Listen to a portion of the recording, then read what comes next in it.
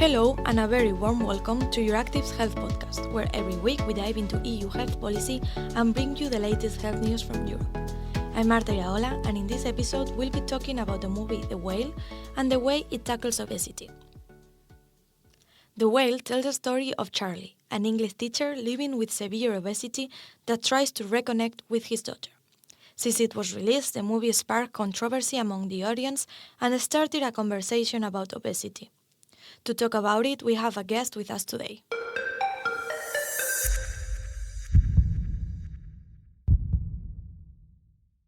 My name is Jacqueline Bowman-Busato, and I'm the head of policy at the European Association for the Study of Obesity. So the association is in 36 countries, and we are a health professionals association for specialists in obesity. We're talking about the movie The Whale. Have you watched the movie? So this is when I say a resounding no.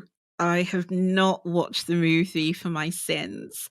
There are reasons, but I'm sure we're going to get into those. Tell me, what did you think? What are some of these reasons? Why did you choose not to watch it?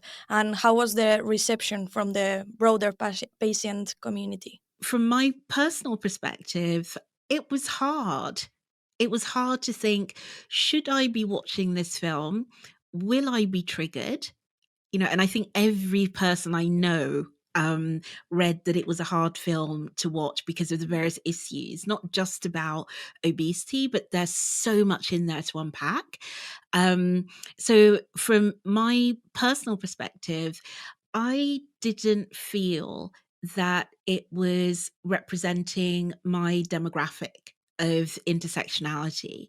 So although, I'm head of policy at EASO, so professionals, health professionals and whatnot, I'm also someone who is living with obesity as well as a number of other major chronic conditions. And I'm also, to be honest, someone who's quite squeamish. And I knew it was going to be a really tough subject. Did I think it was going to misrepresent a particular demographic? Yes and no. I just thought, I just don't know that I can face that because, I spend day in, day out in my day job trying to find solutions from a policy perspective so that, things that happened in this film in the US don't happen to over 60% potentially the population in Europe the same way. I didn't want to be triggered. One of the things they talk about, for example, in the movie, binge eating is portrayed as a form of self-harm, and the scientific community says the issue of binge eating is more complex. Could you elaborate a bit on that? It's really important, firstly, to differentiate the different diagnoses that we're dealing with here. So to set the record straight, fact check, as it were, binge eating is a separate diagnosis to obesity. It's separate. So for obesity, in layman's terms, it's the malfunctioning of adipose tissue. So that's a type of fat in your body that's actually your largest organ. It just malfunctions. So as an adult, once all of your your other organs, everything in your body has developed, you stop reproducing your fat cells as well, any kinds of fat, because there are lots of different kinds of fat in your body. And so what happens is once you've got, if you like, the biology of obesity, you could have adipose tissue develop in the wrong place. There could be too much of it, but whatever it is, it's malfunctioning and it's not acting in a normal way. That is obesity. Now, the binge eating, which is a separate diagnosis and also comes under mental health diagnoses, so the DSM. From that perspective, I think that it's perfectly fair to deal with that because a lot of people with obesity, a lot of people without the biology of obesity have a diagnosis of binge eating. So I would say it's really important to separate them out. And particularly in we're here in the Brussels bubble, it's important to recognize that as well, particularly because right now we're dealing with the advent of the mental health strategy. So speaking with colleagues from the EASO mental health and psychology task force, because we're thinking about what's going to be our position, our policy position on all of this, this particular point was very much brought home to me, that there is an erroneous assumption that obesity equals binge eating because of this misnomer, the myth that obesity is about eat less, move more. Two different things. Some of the critics also talk about how obesity is portrayed as something you do to yourself. For example, as you mentioned, Charlie, he spirals after the death of his partner, and that is what he leads to him to living with obesity. So, do you think this is an accurate perception of obesity and its root causes? Um, Really good question. It's a yes and a no. Because actually, for adult obesity, there are 6 buckets, 6 pillars, if you like, of biological underpinning. One of which happens to be, one of which happens to be mental health. So it's a kind of chicken and egg situation that when your cortisol levels go up, the signals to your brain, plus a whole load of other biological elements, start malfunctioning. So, and again, to reiterate, that did not lead to his binge eating per se, for sure. Separate diagnosis. But what it could have done, so you can also, one of the other of the 6 is through trauma. It tends to be through acute to have an operation, so acute physical trauma, not just the fact that you're immobile, but actually just something happens during surgery and it triggers the biology of obesity.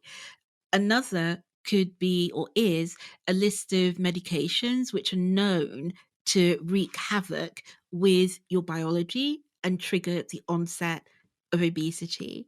Then you've got so-called lifestyle, which basically you can put that down to lack of sleep, disordered living, all of these things. And then the big one is endocrine. So think about all of the policy work we've been doing on endocrine disruptors. Think about that in terms of hormonal obesity. So for women, really obviously PCOS, so polycystic ovarian syndrome. For men, hypogonadism. Then there's hypothyroidism and a whole load of other endocrine disorders. So there are a number of pillars, if you like, which can trigger the biology of obesity.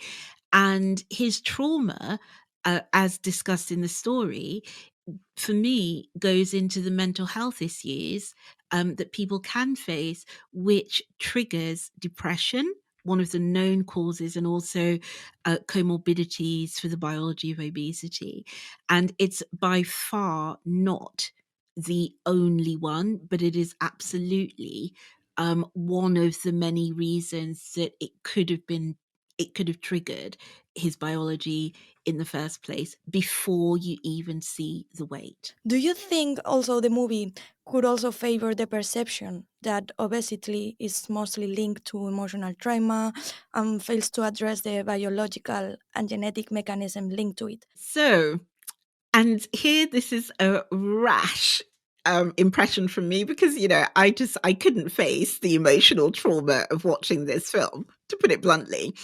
I think that there is a danger of that, and it's not just about the movie. I think it's more about our general perceptions of what is obesity. And by having a very human story, there could be people who decide to, for whatever reason, take it at face value and say, well, this was his very complex story and very complex personality. But because he was larger and because we think erroneously, but because many people believe that obesity equals weight, they have a prejudice. I mean, out and out discriminatory prejudice that well, you do it to yourself. This is on you. You're the one putting that food into your mouth. Therefore, it's your fault. Therefore, this is how we want to view. It just can feed their stereotypical mythological thinking. I would say that in order for people to really make sense of the film, I think it's important for us in the broader community to actually start understanding what obesity is. That, having hypothyroidism or other endocrine disorder absolutely makes you high risk for developing the biology of obesity. Absolutely. And just literally understanding and taking into our minds that this is not about size. It's not about eat less, move more. It's about malfunctioning of a particular kind of fat tissue, of adipose tissue. That's what obesity is. And then when you watch films like this through that lens, you can actually start to see that they're not talking about the onset of obesity.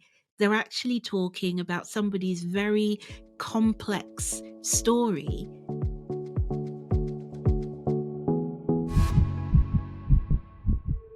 Thank you for listening. This episode was brought to you thanks to Jonas Hellebuck and EURACTIV's multimedia team.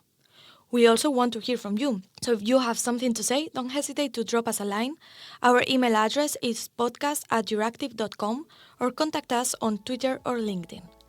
That is all from us today. See you next week and stay healthy.